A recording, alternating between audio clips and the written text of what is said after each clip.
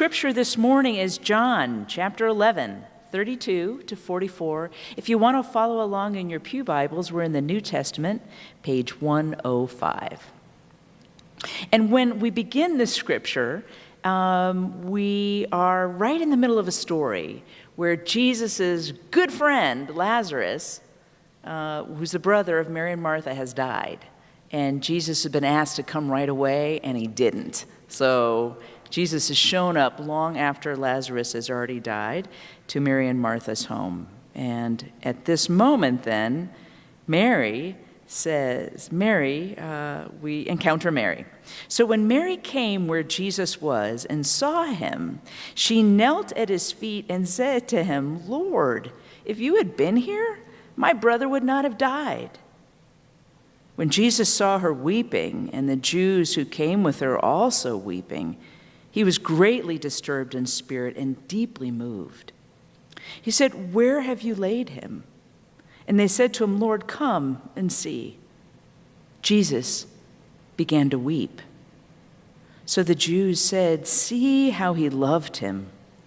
But some of them said, "Could not he who opened the eyes of the blind man have kept this man from dying?"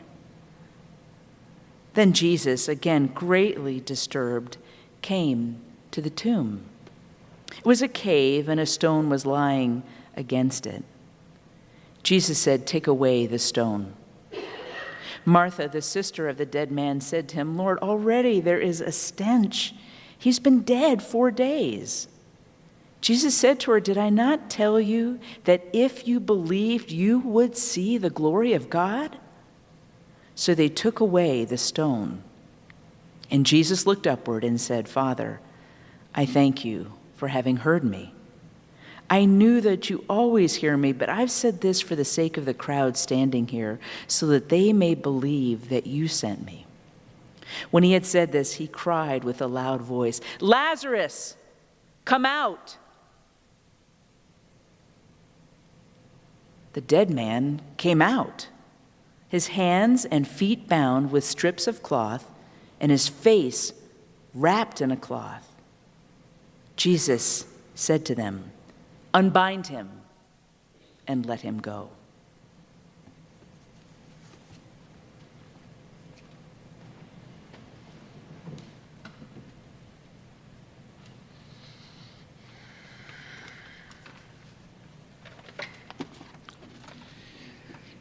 It's a hard day.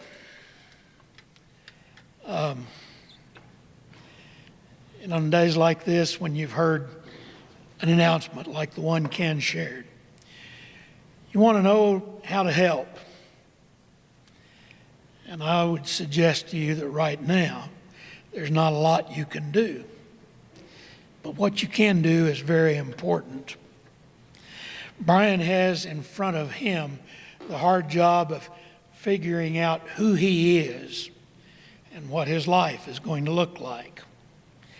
And you can't help him with that except by keeping him in your prayers and his family in your prayers and supporting them, supporting him. I would encourage you to give him some time and some space in which to work out his own answers to those questions. And I would encourage you to have faith that God is present, even in this, and that God is working for a better future. I want to share some personal history. Some of you may remember me, some of you probably don't because you never knew me. But 38 years ago this month, my family and I moved to Casper. We had every intention of going to Christ Church. Back then it was east of here on 3rd Street, and we showed up dressed for church, and they were in the parking lot loading coolers and wearing shorts and getting ready to go up on the mountain for their annual picnic. And somebody said, "Well, you can go back to your motel and change clothes, and somebody will wait on you and guide you." We said, "No, we'll come back next week." And instead we came here. And we sat right there where you're sitting, fourth pew on this side. And when Jim Calhoun got up to preach and opened his mouth and I heard his Georgia accent, I thought, I can't believe I've moved all the way from Texas to California to Wyoming only to have a redneck Southern preacher. About 5 minutes into his sermon, my son leaned out around my wife and said, I'm betting that we never get back to the other church. I said, I think you're right. You welcomed us, and you made us part of the family here. And then on the first Sunday of July, only a year later, 38 years ago, I stood over there at the service and introduced myself to you as your new associate pastor. And most people didn't know that was in the works. And I was here through 2 years with Jim and then a year and a little more with Jerry Franz before we moved away.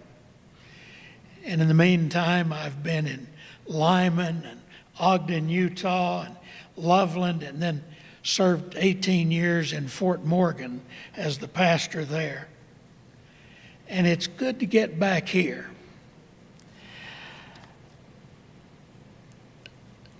Ken called me yesterday and told me what was going on.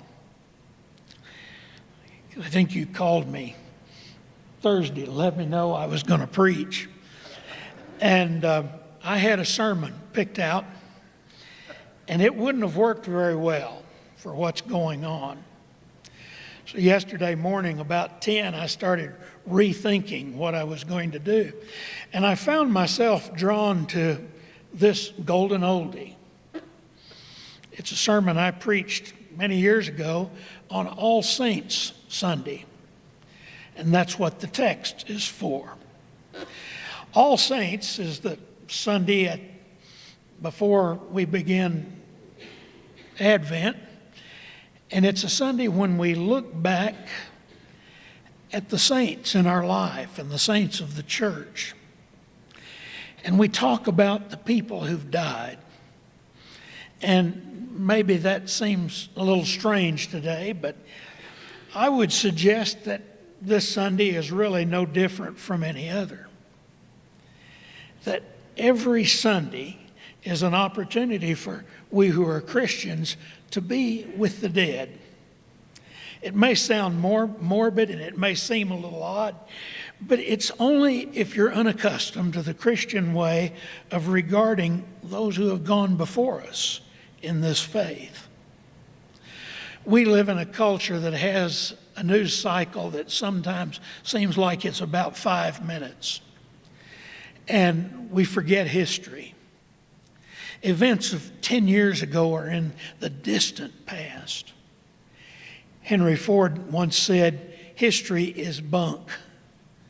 Well, I don't believe that, but most people seem to. Many of our memories don't go back much farther than what we had for lunch yesterday. So All Saints and the mindset that goes with it is a wonderful opportunity for us to be reminded of the gifts of the saints, the peculiar wonder of a community called church, which moves forward by looking back, and that lives lives by learning anew lessons that were learned long ago. We do not have to make up our faith as we go. There are trustworthy guides who have walked before us. We name so many of them in that first hymn. People like Isaiah and David and John and Paul and all the others who form the communion of the saints. I remember hearing a preacher tell a story about something that had happened to him. He served in an old church that had a really old cemetery where members of the church had been buried for many generations. And some relatives of a person who had been in the cemetery for years came to see him one day, asking permission to bring in a professional medium. They wanted him to stand by their dead relative's grave and attempt to make contact with him. Their departed relative had made a fortune during his life, and they had managed to mostly lose that fortune and now wanted to seek his financial advice. And the preacher turned them away. He told them that Christians don't believe all that stuff. Was he right to turn them away? I don't know. I don't believe in the use of mediums. Most of us don't. And I certainly don't expect to receive specific financial directives from those who I've helped funeral directors bury. But still, I would suggest to you that we do communicate with the dead.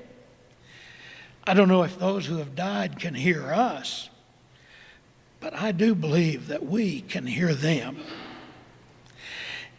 All Saints is a time of the church year when we think about those people, those who've been baptized, who have lived the faith, who have walked the way of discipleship before us, and who now rest from their labors. And usually on All Saints Sunday in churches where I've served, we read out the names of all those who have died in the year before. But I would suggest to you that not only on that Sunday, but in nearly every Sunday, we communicate with the dead. What did we do before I started to preach? We opened the Scriptures, and Rebecca read from the testimony of those who've been dead for many centuries. We also engaged in a rather amazing act, at least for folks in our culture. We acted as if those old, ancient, long-dead people with names like Mary and Martha and John and Lazarus knew more about God than we know. We believed that they had something to teach us that we can't learn in any other way. And that's why we take the Bible so seriously. Christianity is an inherently traditionalist faith. Among the disciplines of discipleship is a willingness to listen to the dead, to give them a privileged place in our conversation. G.K. Chesterton, I'll spit it out here in a minute, once said that democracy is that willingness to listen to someone's opinion and take it seriously, even if that person happens to be the person you're married to. Tradition, he said, is the willingness to listen to someone's opinion, even if he happens to be your father. We listen to our fathers and our mothers in this faith. In today's gospel reading, Jesus visited a family in grief. Lazarus has died, and his sisters, Mary and Martha, have already had the funeral and the burial, and Jesus is deeply grieved. And they go out to the cemetery, and with that loud voice, Jesus commanded Lazarus to rise up and come out. It may sound more like a resuscitation than a resurrection, but I think we're right to hear in that story a kind of prefiguring of Easter. Jesus is the Lord of life, and whenever he comes among us, the dead begin to rise. In our world, the dead remain that way. We come to a dead end. The last chapter in the story. What can be done? We give up. We accept our fate. Remember that you can't fight death and all the other ways we find to reconcile ourselves to it. But here comes Jesus and John with his gospel, and Mary and Martha to tell us the story of dead Lazarus and how Jesus graciously returned him to life. Now that Jesus has come into the world, things aren't as fixed, final, and finished as once we thought. sometimes by the strong work of Jesus, there is a way when we thought there was no way. Sometimes, even on a day like this, Jesus can make it seem like Easter. We wouldn't know this truth had not John, Mary, and Martha, and all the other saints told us this story and others like it. We wouldn't know the gospel good news, wouldn't know Jesus if a saint had not loved us enough to tell us that good news, and loved it enough to live in such a way that we could see it and hear it as good news. None of us would be here without the saints. And so we gather on Sunday and we open up the Bible and we sing songs that none of us wrote. Maybe we'd never have known anybody who created any of those hymns. I happen to have known Natalie Sleeth, who wrote the Hymn of Promise. And I know Julian Rush, who wrote one of the hymns in our hymnal. Sometimes we talk a lot in church about how Christians need to be givers. But on this Sunday, I would invite you to remember that we also need to be receivers. We are to be the sort of people who can listen, to receive what the saints have to teach us, and to have our contemporary discipleship judged by their example. The saints, those blessed dead who have gone before, graciously show us the way. A good part of what we're about this morning is remembering the persons who have been among us and are now gone from our physical presence. And in our remembering, we can experience a new perspective on that gospel reading. On All Saints' Day, when we read the names of all those who have died, each one of you will recall those among them who you have known. And you know that they were people who were very different from one another. Some were exuberant and outgoing, filled with confidence and energy. Some were quiet and self-effacing. Some were well known in the community, and others were barely noticed, having lived their most energetic years in other places, among other people. But every single one of them was unique, and all of them were loved by someone. All of them made contributions, large and small, and invaluable to the life of God's church. We might idealize those saints, but none of them were perfect, and most of them would never have claimed to be. And yet, all of them had one thing in common. They were, as the hymn says, the saints of God. When Jesus and his disciples, his friends, gathered in that upper room, the saints were there. And when we gather in this room, the saints are here. When Jesus and his friends shared that Passover meal and remembered God's deliverance from bondage and remembered God who gives all of life its meaning, a God who can transform ordinary bread and wine into symbols of love and sacrifice, they celebrated the love of God, which makes saints even out of sinners like you and me.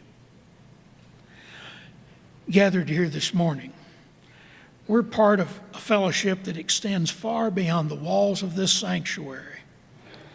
When we gather together, we remind ourselves that this fellowship has no geographical boundaries.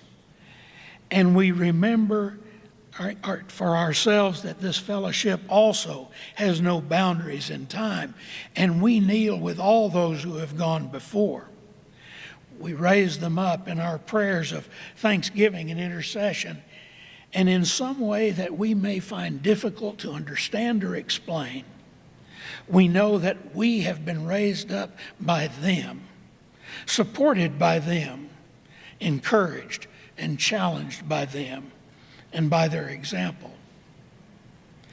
About 35 years ago, not long after I left here, a friend of mine and I were playing tennis in Lyman. He said, "We went to the show last night and it was a strange show. You got to go see it." And I did. It was called Places in the Heart. Do any of you remember it? I see some who do.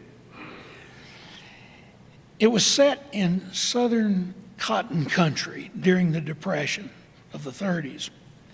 And at the very beginning, the small town sheriff was killed almost accidentally by a desperate young black man who had been the sheriff's friend. The boy was lynched by members of the Ku Klux Klan, and then the bulk of the story takes place as the sheriff's widow struggles to hang on to the family farm. She and her children, the greedy banker who's waiting to foreclose on the farm's blind brother, and a transient black man who stays to help until he's run out of town by the Klan, managed to survive against almost impossible odds. And the closing scene of the movie takes place in church. It was one of those churches where they celebrate communion by passing a plate of cracker crumbs along the pew. And that's followed by the tray that has the little glasses of grape juice. And the camera follows those plates and that tray. And it's just kind of a nice ending until suddenly you realize that the widow has just handed the tray to her husband who was killed at the beginning of the movie. And then he hands it to the young black man who killed him. And you sit up and take a deep breath, and you know something incredible is happening.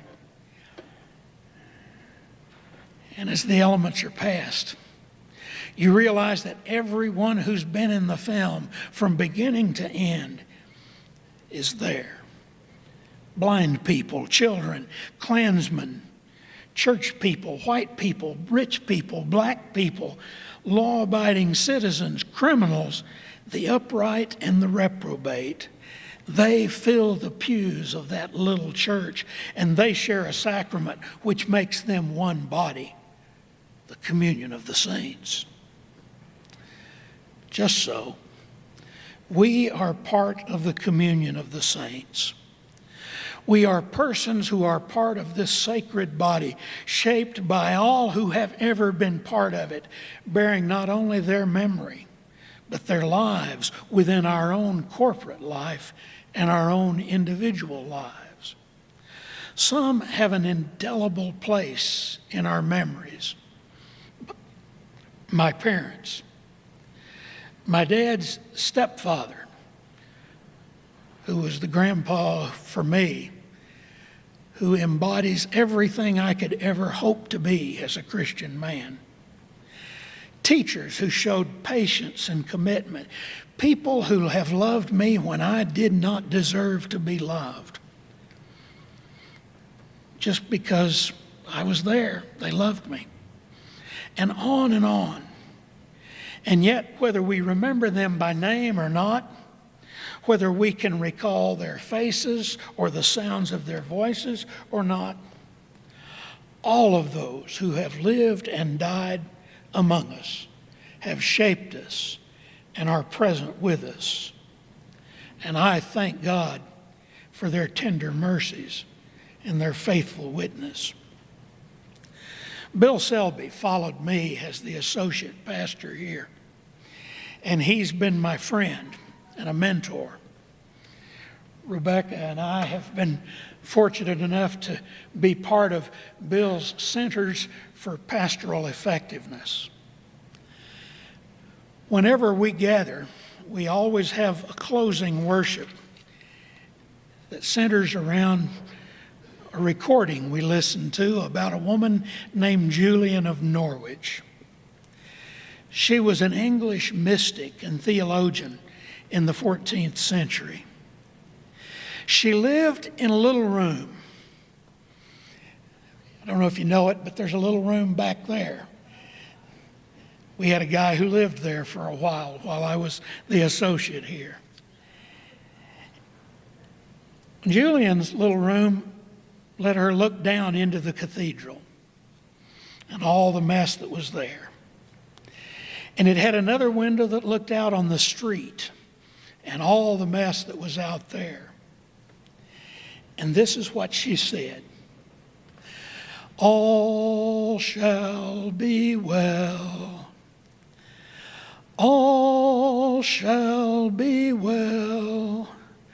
All manner of things shall be well. All shall be well. Well, when you look into the church and all the mess that's in the church, say with me, all shall be well. All shall be well. All manner of things shall be well. All shall be well.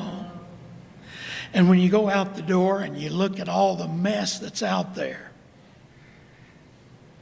all the mess that's in the world these days, then you say, all shall be well.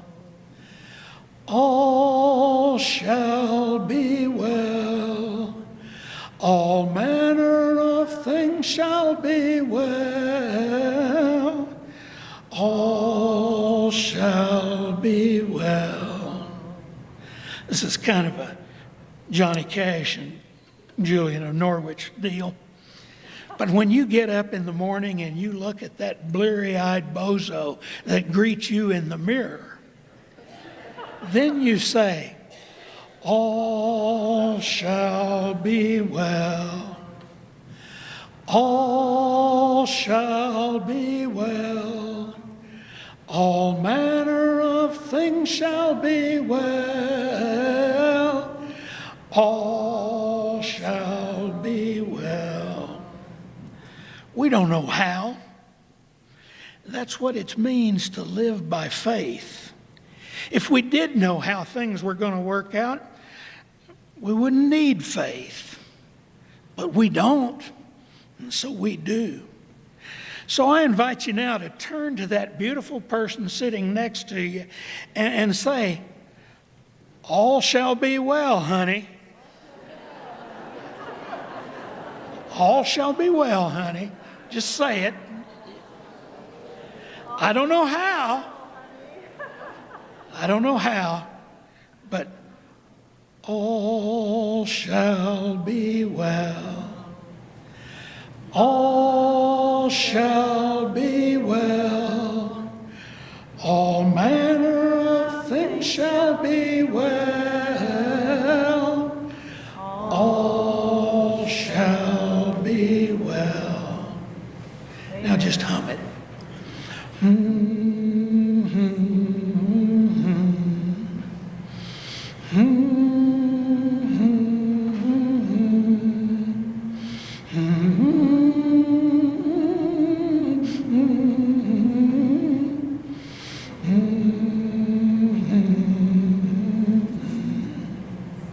And believe it, all shall be well.